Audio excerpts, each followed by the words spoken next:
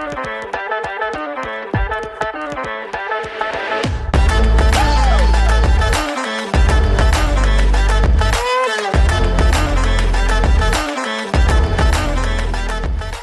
what up, everybody? My name's Juan Duarte. I'm your host today, and you're tuning in to Juan on Juan with Juan, a segment where we get to have a conversation with an individual. Today, that just so happens to be my good friend, Chad Jones. You guys got to check him out on our podcast recently. I believe that was episode 12 of our podcast. And now we get to get a little bit more experience with Chad and get to know him a little bit better. On this segment with One on One, we're going to be discussing topics that are relatable. We're looking to relate with people. As humans, we relate more than we do differ. So the hope is to try to engage in conversations with people that are real life. You know, these are conversations that I'm fortunate enough to have with people on a daily basis.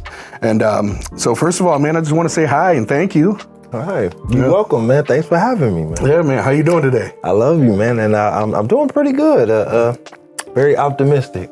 Yeah. The light's shining. Ooh, the light is shining. What's that look like for you? What's that mean? What's that feel like? Oh man, it's hopeful, like for the future. Like I see things through a different lens, so that's kind of what it is for me right now. It's like just seeing things different. And that seems to have changed everything in my life. My attitude, the way that I respond to a lot of things, that's really what it's been doing for me lately. Yeah, for sure. For sure. So that attitude adjustment, man, is so important, not just for people in recovery, but, you know, we are people in recovery. So a lot of times we're going to be discussing that, you know, and that takes up a big portion of, you know, how we have to think, you know, to get our bearings. But, you know, I felt like it was really important. I wanted to see with you what it was like for you to go through some situations.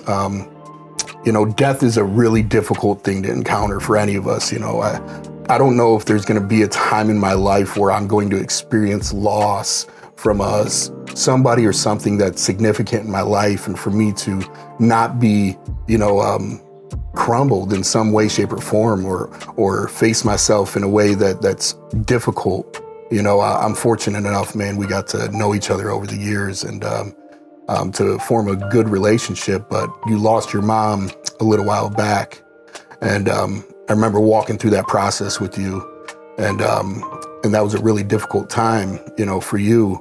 You know, what was it like for you? You know, can you explain a little bit about that process, how you felt, you know, leading up to that point, and what it was like afterwards? Well, initially, you know, when I found out that she had passed, it was like, I'm trying to explain this to somebody who may have never suffered this magnitude of a loss, and it's hard to explain it until you've, you know, really been in that storm. And it's to me, it seems like it's levels of it. You know, there's transition periods through it. So the first period is just so overwhelming, and it's disbelief, like this just can't be happening to me. You know, and then it was confusion. Why is this happening to me? And why me? You know, why is this happening? What I thought I would do if I lost my mom is not what I did. What did you think you would do? I thought that I would paint the town red. I thought that I would lose all thoughts in all direction. I thought that I would just be walking aimlessly in the world. Mm-hmm. I thought that I would never find my way back. Mm-hmm. And it did kind of happen mentally, but I got back. Mm-hmm. The first thing that got me back was God. I turned to God, and that was told to me. It said, search for God, and I did, and he spoke to my heart. Mm-hmm. And it cooled my flames, man. If that's the way to put it, it cooled my flames. Like, it was the only thing that could cool my flames. Like, yeah, to feel words. That's what it was like. Yeah, you opened your heart up. I think that's important, you know, because we're all experiencing this life subjectively, but we all have a very relatable experience if we really get into discussion and dialogue. And for you, you said, you know, you listen to God, you know, and what, you know, what's that experience like, you know? So trying to translate your experience of how you encountered something, you know, working through you. What did that sound like when you said you opened your heart? You know, what did that sound like in regards to your grief? you know, and the loss that you experienced and the hurt that you were experiencing, how did that sound?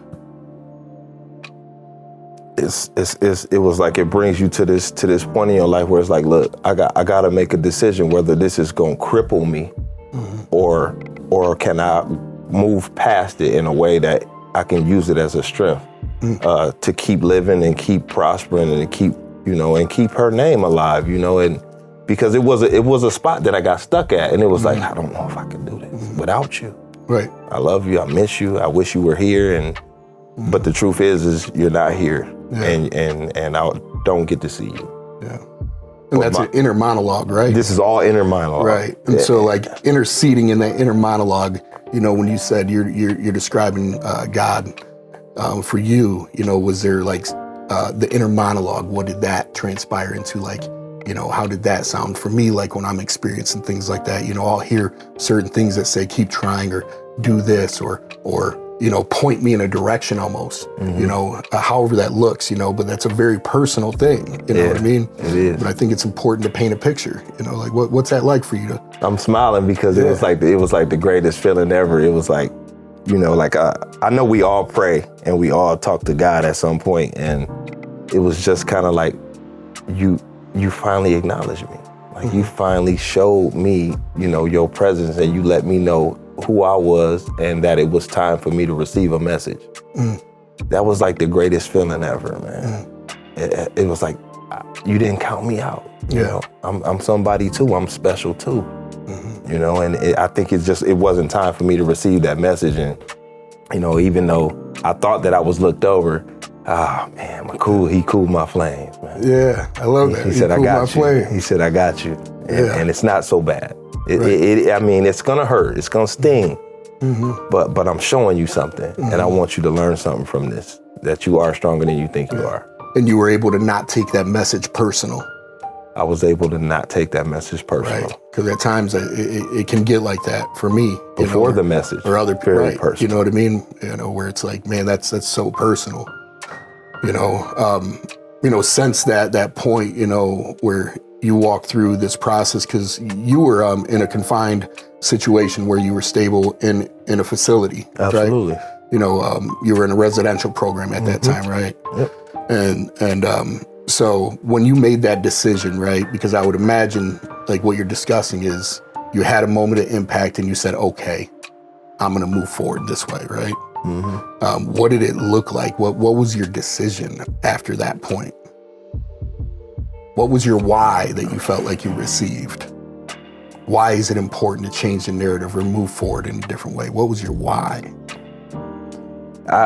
For me, it just seems like, you know, we always say that cliche saying, like, everything happens for a reason.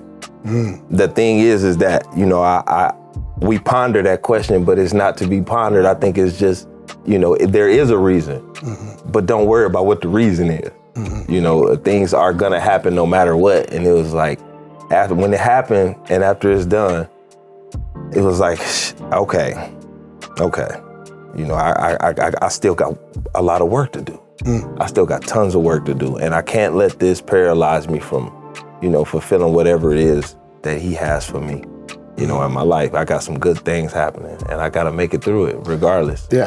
Regardless. So I think that kind of circles back, man. You know, it makes me think about, you know, I was really naive at times thinking about making a decision, whether it's whatever the decision is, man. You know, like hearing your process, like, and what you're saying and experienced, the process or the decision, right? The choice or the acceptance of like, hey, you know, I got to keep moving forward. Like whatever that decision looks like, there's always a process after. And like you said, you accepted the fact that you had more work to do. You know, in my head, sometimes, you know, I'll think of something I want to accomplish or I want to have, but I won't include the process. You know what I mean? It's like, I want to get healthier, in shape, you know, and my best thinking is to think of, you know, the best case scenario. You know, like, oh, I'm just going to get in shape, but I don't think about the process. You know what I mean? And to hear that you were like, you know, it's going to have a process behind it, you know, it gives some real things to expect. You know, I got barriers. I got things I got to encounter. Like my goal isn't just going to show up. Yeah. You know? And I didn't think I'd get past it. I'm being honest. As I replay it in my head right now, I'm feeling like it was definitely something that I couldn't get past. Like a pain that just, it paralyzes you and it rips you from the inside out. Yeah. Like, when I heard about my mama passing, it made me throw up. Yeah. I threw up. When it finally hit me and the totality of it, and I was like, it's really true. I threw up. I remember you telling me. And I didn't think I was ever going to get past that. Like, I thought that, you know, my why was gone. You know, my coach, my life coach, my friend was gone. Like, what am I going to do? Yeah. It's rough, man. But it's doable. It's totally doable. Like, and the way that I get through it is kind of, I mean, I think about her. I think about her a lot, and I think about what she would want me to be doing right now. You know, and I don't know if it's true or not. Like, can they actually see us? Can they actually hear us? Can they actually feel us? I don't know, but I like to hope that she can. And if she could, I want to make my mama proud still. That's still the goal, like it was when she was alive. Yeah. So what do you do when bouts of grief hit you and those things come back up? Like, if you were to share with people watching right now, what do you do when that happens? When that happens, it's really difficult to see your way out, because when it happens, it blinds you, but it compounds on top of everything else that you're going through. Like the feeling of grief and loss and start feeling lonely. It's compounding with, you know, my everyday addiction battle and, you know, just life issues, you know. And so you start to look at this thing as this big old monster, you know, and instead of taking it apart and dealing with things individually, which is what had me stuck for so long. Like looking at the things that I want to accomplish like a mountain instead of just start walking up the mountain. How do you eat an elephant? Piece at a time. Yeah. So what's it look like then for you? You know, what's that process then moving forward? It's basically just, you know, feeling it, you know, holding on to it and like, man, this really hurts, you know.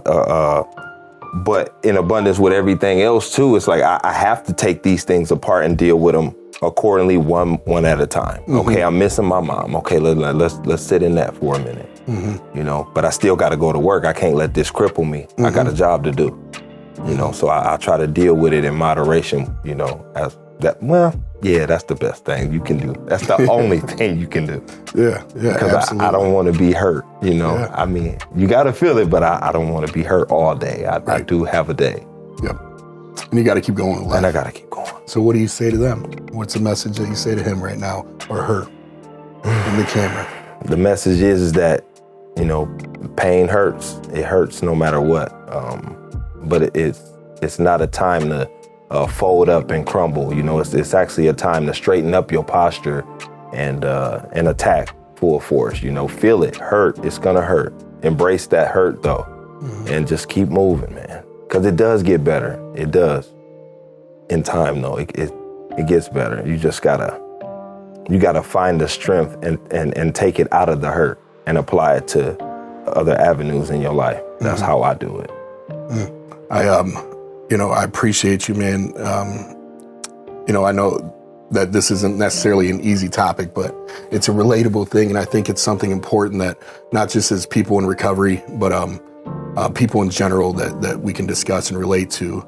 And, you know, for any of you guys out there, I hope that you guys got a little bit of relatability, maybe a little sound or a platform for you to move in a direction here with Chad around what we discussed.